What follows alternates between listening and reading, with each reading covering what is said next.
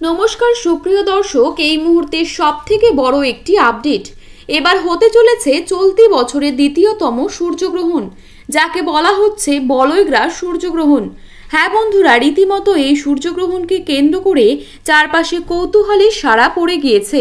বলা হচ্ছে টানা 6 ঘন্টা 4 মিনিট স্থায়ী থাকবে বছরের এই দ্বিতীয়তম বলয়গ্রাস সূর্যগ্রহণটি, আর যার সূতক সময় এবং প্রভাব থাকবে খুবই কার্যকরী।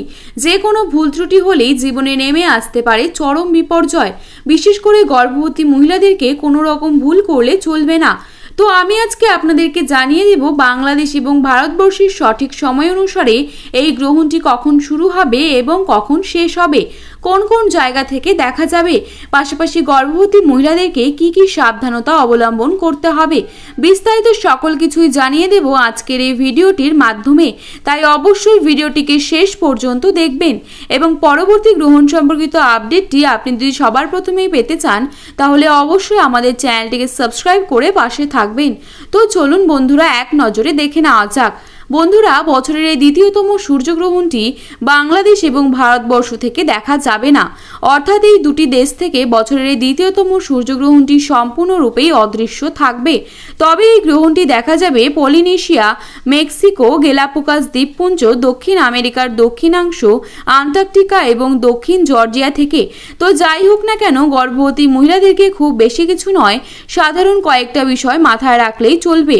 যেমন এই সময় সকল প্রকার খাবার খাওয়া থেকে বিরত থাকতে হবে, খালি চোখে গ্রহণ দেখার চেষ্টা করবেন না, উন্মুক্ত স্থানে না গিয়ে তাদের ঘরের মধ্যেই থাকতে হবে।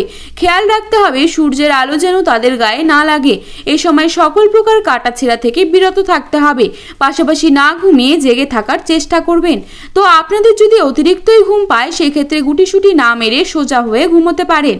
আরেকটি বিষয় হচ্ছে, গ্রহণকে যেহেতু অশুভ বলে মনে করা হয় তাই এই সময় সকল প্রকার শুভ কাজ থেকে বিরত থাকবেন। বন্ধুরা, বছরের এই দ্বিতীয়তম সূর্যগ্রহণটি সম্পন্ন হবে আগামী 15ই আশ্বিন, ইংরেজি 2রা অক্টোবর বুধবার।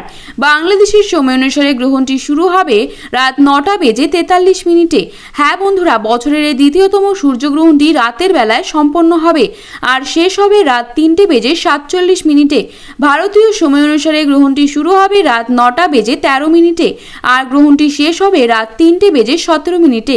তো বন্ধুরা, ভিডিওটি ভালো লেগে থাকলে অবশ্যই লাইক, কমেন্ট এবং শেয়ার করতে ভুলবেন না। ধন্যবাদ।